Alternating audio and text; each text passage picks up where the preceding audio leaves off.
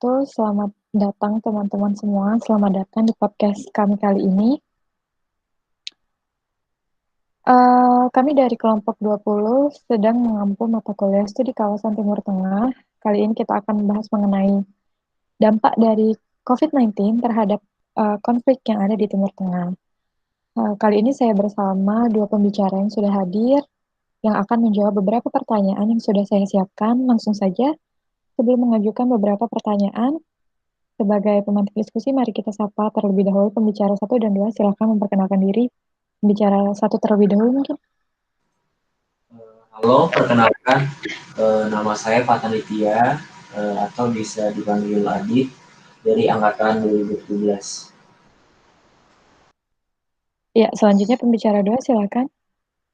Oke, halo, nama saya Salma Regina dari jurusan Hubungan Internasional Angkatan 2018. Teman-teman bisa panggil Salma aja. Makasih. Ya, terima kasih atas perkenalannya, Kak Fatan dan Kak Salma. Langsung saja, saya akan bertanya kepada pembicara satu terlebih dahulu. Pertanyaan saya ini mengenai bagaimana sih kondisi Timur Tengah saat ini di tengah pandemi? Apakah kondisi di Timur Tengah ini sudah membaik atau bahkan memburuk daripada pandemi ini sendiri?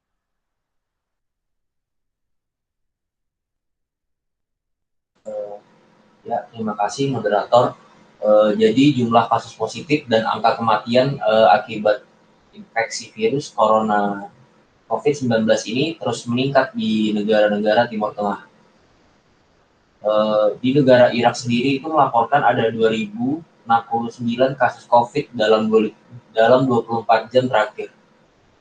Meningkat jumlah keseluruhannya menjadi 43.262. Korban tewas juga naik menjadi 1.660 dengan 101 kematian tambahan. Sementara jumlah yang sembuh itu mencapai 19.938. Untuk di negara Arab Saudi itu sendiri meningkat menjadi 1.511 dengan 17 tambahan kematian. Di negara ini tuh mencatat sebanyak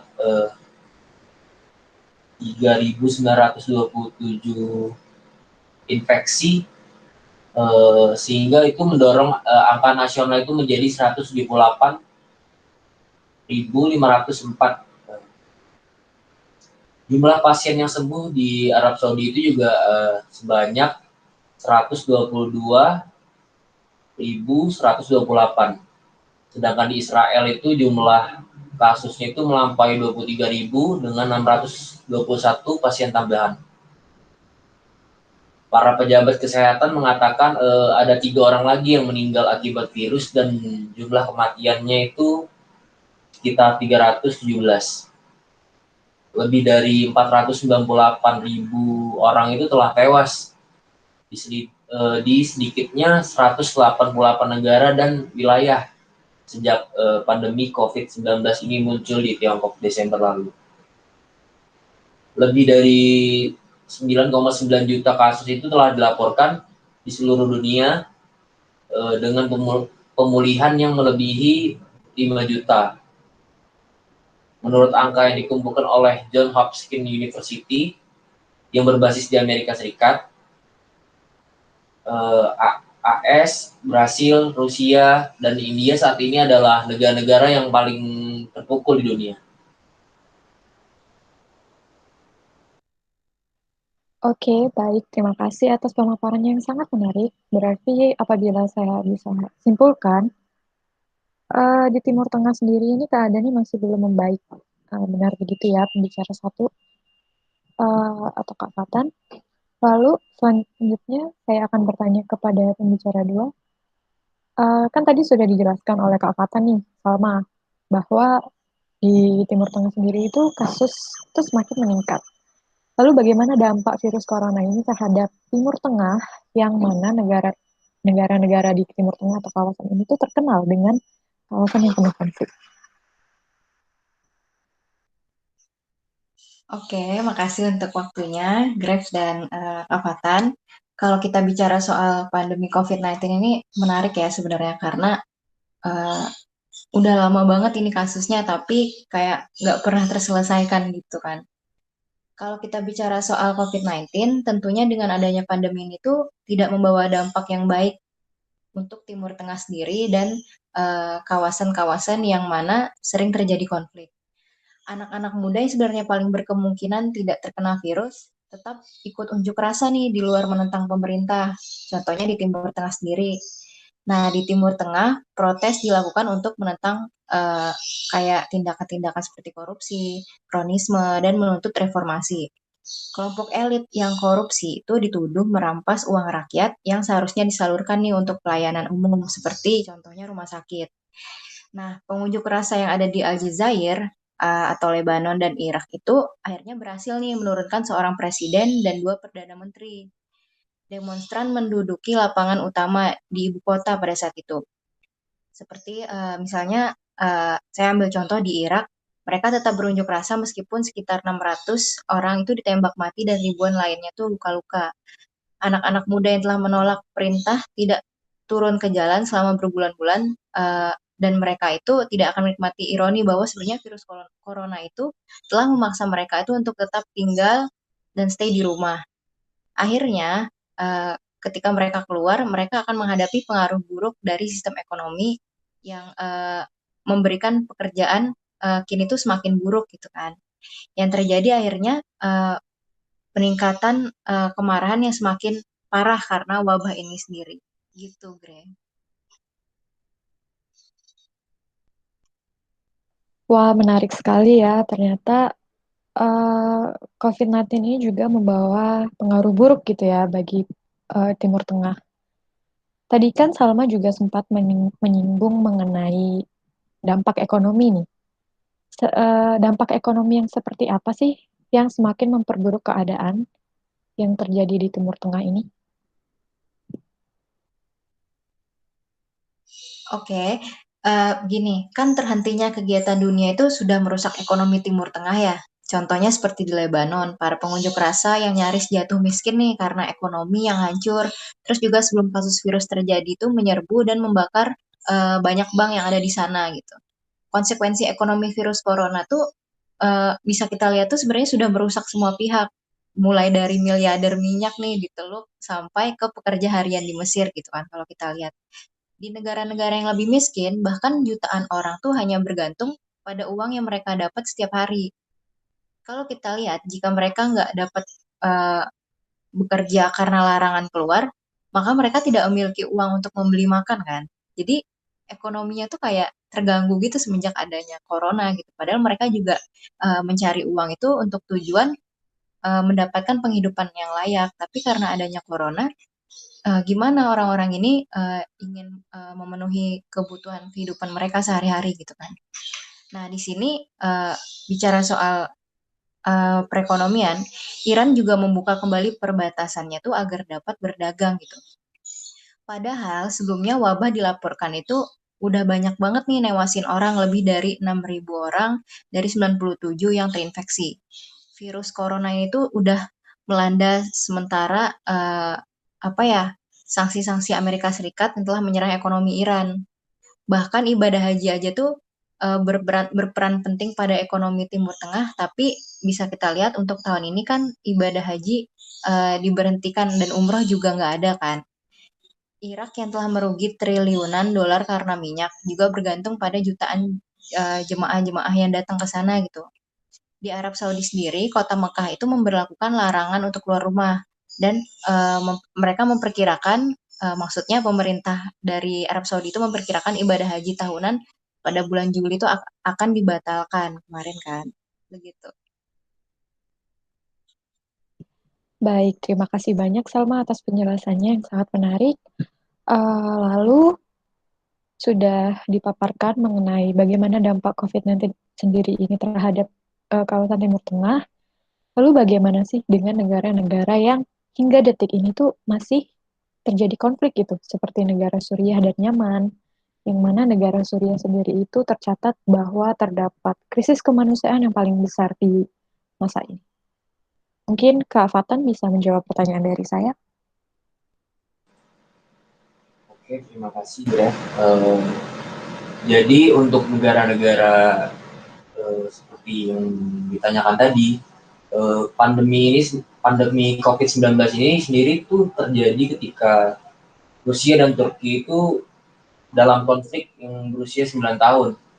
Dan mereka itu akhirnya itu karena ada wabah pandemi ini, mereka itu sepakat akan adanya gencatan senjata.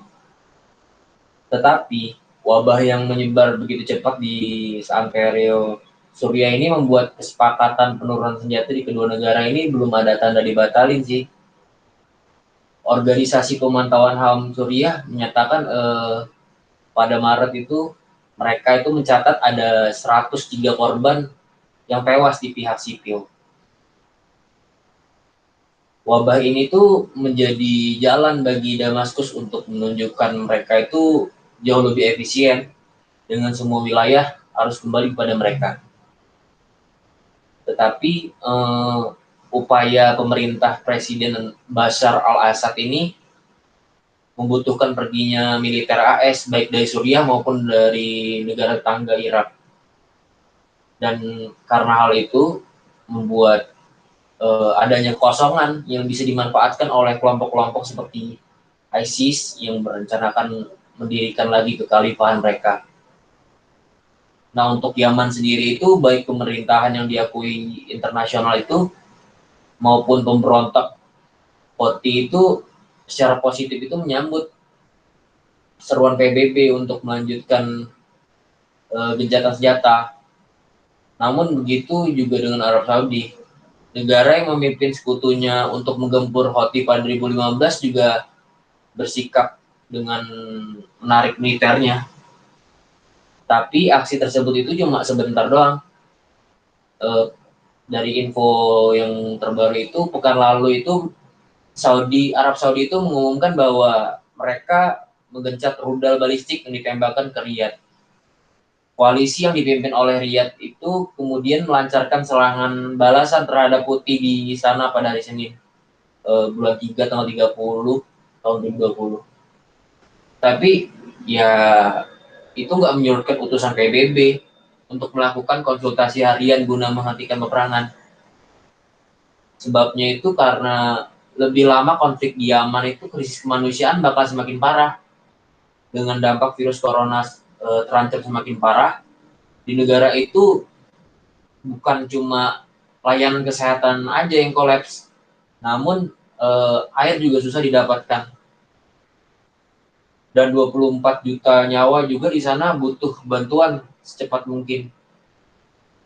Jika gencatan tak kunjung tercapai, maka yang dikhawatirkan itu di sini populasi di Yaman itu bakal musnah karena bantuan kemanusiaan itu nggak kunjung diberikan.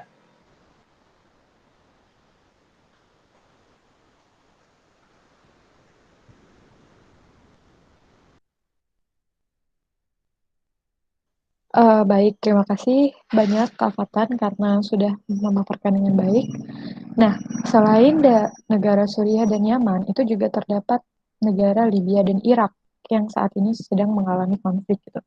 Lalu bagaimana sih dengan kedua negara ini? Mungkin Salma bisa menjawab. Oke, teman-teman, makasih. Bisa kita lihat, Libya itu sebenarnya sama ya seperti di Yaman. Kelompok yang banyak bertikai di Libya itu juga menerima anjuran dari Perserikatan Bangsa-Bangsa untuk gencatan senjata itu sendiri. Meski walaupun akhirnya melanjutkan sikap bermusuhan mereka nih, tapi pertempuran sengit yang terjadi di selatan Tripoli, yang kita ketahui itu tuh menunjukkan bahwa sebenarnya virus corona itu belum cukup untuk membuat mereka menurunkan senjata gitu.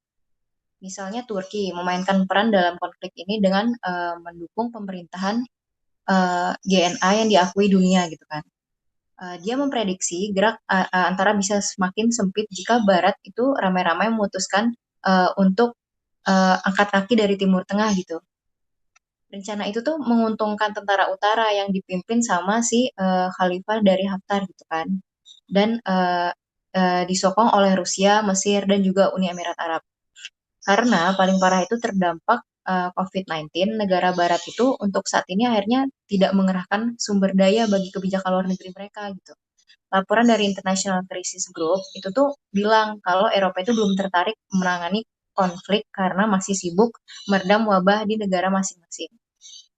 Nah, untuk Irak saat ini uh, memang tidak lagi tercengkram oleh konflik ya, tapi bahaya masih mengintai karena ISIS masih berambisi untuk berkuasa di daerah tersebut. Belum lagi perseteruan Amerika Serikat dan Iran, dua negara yang sama-sama penyokong utama Irak, yang kini tuh tengah apa sih namanya melawan penyebaran COVID-19. Dengan sebagian koalisi internasional meninggalkan Irak, militer dari Amerika Serikat ini tuh disatukan kembali dalam sebuah lokasi. Tapi mereka tuh menempatkan sistem pertahanan senjata yang sifatnya tuh patriot gitu.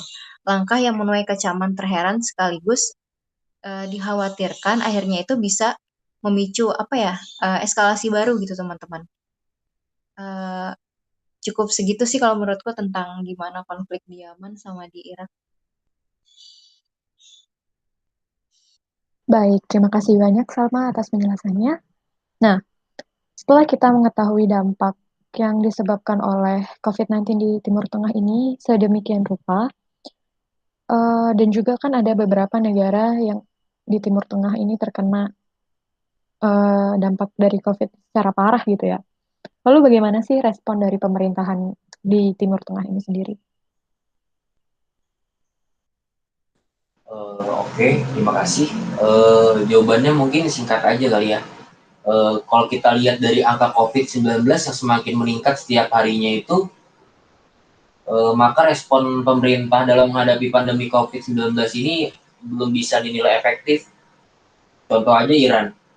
Wabah corona di Iran itu menjadi tantangan yang sangat berat bagi mereka, terutama karena sistem pelayanan kesehatan mereka itu udah mulai memburuk.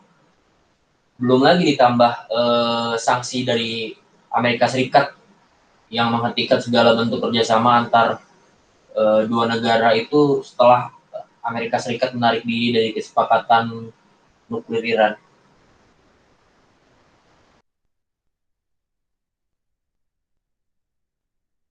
Baik, eh, lalu bagaimana sih setelah mendengar eh, respon dari pemerintah yang ada di Timur Tengah, lalu bagaimana dengan statement yang menyatakan bahwa pandemi corona ini menjadi peluang bagi autokrat di Timur Tengah?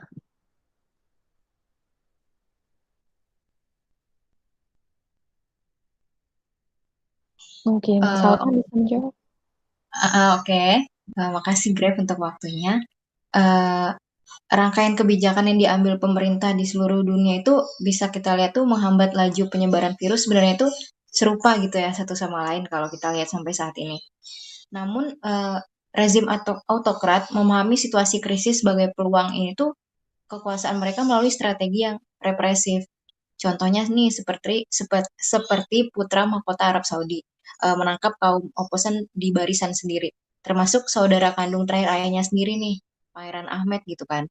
Nah, salah satu kebijakan pertama yang dilancarkan pemerintah di Riyadh adalah eh, mengisolasi distrik di provinsi timur yang didominasi oleh warga Syiah.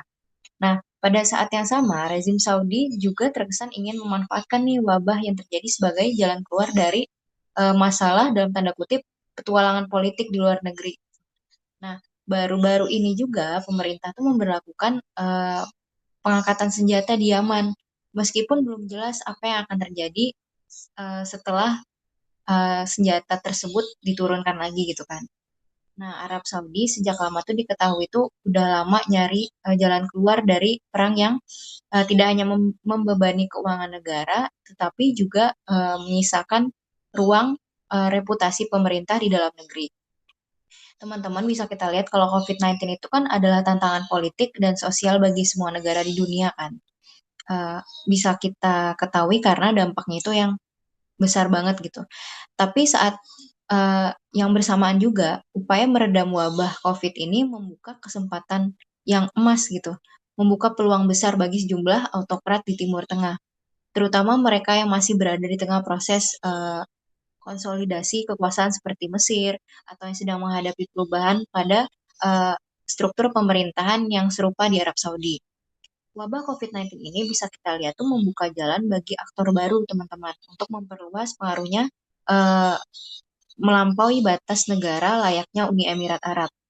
Tapi pada akhirnya bisa kita lihat eh, ini tuh akan dinilai dari kinerja pemerintah yang memenuhi janji politik, ekonomi dan sosial yang kadang dibiarkan aja kepada rakyat tuh. Karena bagaimanapun juga eh, bagi sebuah rezim yang sedang tidak tidak apa ya, tidak sedang berdiri dengan baik, eh, justru dengan adanya legitimasi atau kebijakan represif itu berskala besar, tapi hanya berlangsung sementara. Begitu, Greg. Wah, sangat menarik sekali ya penjelasan dari Kak Salma. Mungkin sekian untuk pertanyaan saya dan mungkin akan mengakhiri perbincangan kita kali ini. Sebelumnya terima kasih banyak untuk Kak Fatan dan Kak Salma yang sudah menjelaskan dengan sedemikian rupa mengenai COVID-19 dan juga konflik di Timur Tengah. Bolehkah saya tutup perbincangan kita malam ini? Boleh, Greg. Boleh. Oke, baik. Sekian podcast kali ini. Terima kasih sudah hadir dan menjelaskan. Assalamualaikum warahmatullahi wabarakatuh. Waalaikumsalam warahmatullahi wabarakatuh.